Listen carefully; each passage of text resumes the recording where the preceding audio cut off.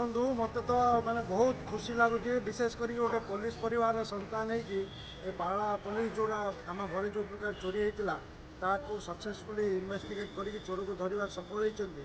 ସେଥିପାଇଁ ମୁଁ ବହୁତ ବହୁତ ଖୁସି ଏବଂ ଏଥିପାଇଁ ମୁଁ ଗଜପତି ଜିଲ୍ଲା ଆରକ୍ଷୀ ଅଧୀକ୍ଷକ ଯତୀନ୍ଦ୍ର ପଣ୍ଡା ଏବଂ ଆଇଆଇସି ପ୍ରଶାନ୍ତ ଭୂପତି ଆଇଓ ଏବଂ ସମସ୍ତ ପୁଲିସ ଅଧିକାରୀ ଯେଉଁମାନେ ପ୍ରତ୍ୟକ୍ଷ ଏବଂ ପରୋକ୍ଷ ଭାବରେ ଏହି ଚୋରି ଅନୁସନ୍ଧାନରେ ସମ୍ପୃକ୍ତ ହୋଇ ଏଇଟାକୁ ସଫଳତା ପାଇଛନ୍ତି ସମସ୍ତଙ୍କୁ ମୁଁ ଆଜି କୃତଜ୍ଞତା ଜ୍ଞାପନ କରୁଛି। ଆପଣଙ୍କର କ'ଣ ଚୋରି ହେଇଥିଲା, କେବେ ଚୋରି ହେଇଥିଲା, ଆପଣ କୁଆଡ଼େ ଯାଇଥିଲେ? ଆକ୍ଚୁଆଲି ଗତ 11 ତାରିଖ ଦିନ ମୋର ଭୁବନେଶ୍ୱରରେ ମୋ ୱାଇଫ୍ଙ୍କର କାମ ଥିଲା। ଆମେ ଏଠୁ ଖାଇକି ବାହାରିଥିଲୁ 2ଟା ସମୟରେ।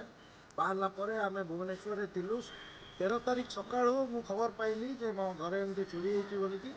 ତ ସଙ୍ଗେ ସଙ୍ଗେ ମୁଁ ସେଠୁ ଇମିଡ଼ିଏଟଲି ପାଳା ପୋଲିସ ଆଇଆଇସି ପ୍ରଶାନ୍ତ ଭୂପତିଙ୍କୁ ମୁଁ ଫୋନ୍ ଯୋଗେ ଯୋଗାଯୋଗ କରିଥିଲି ଏବଂ ସେ ମଧ୍ୟ ତତ୍କ୍ଷଣାତ୍ ଯାଇକି ମାନେ ମୁଁ ତାଙ୍କୁ ଧନ୍ୟବାଦ ଦେବି, ପୁରା କମ୍ ସମୟ ଭିତରେ ଯାଇକି ସେଠି ପହଞ୍ଚିଥିଲେ। ତାପରେ ମୋର ଶଳା ଏଠି ଥିଲା, ସେ ପାଖେ ଯାଇ ପହଞ୍ଚିଲି। ପରବର୍ତ୍ତୀ ସମୟରେ ସଙ୍ଗେ ସଙ୍ଗେ ଅନୁସନ୍ଧାନ ଷ୍ଟାର୍ଟ ହେଇଥିଲା ଆଉ ଏସ୍ପି ସାର୍ ବି ନିଜେ ଆସିଥିଲେ ଘରକୁ। ଚୋରି କ'ଣ ହେଇଥିଲା? ଚୋରି ହେଇଥିଲା ଆକ୍ଚୁଆଲି କିଛି ସୁନା ଚୋରି ହେଇଥିଲା, କିଛି ରୂପା ଚୋରି ହେଇଥିଲା, କିଛି କ୍ୟାସ୍ ଚୋରି ହେଇଥିଲା। ଆଉ ବର୍ତ୍ତମାନ ମୋର ପ୍ରାୟ 100% ରିକଭରି ନିଶ୍ଚୟ।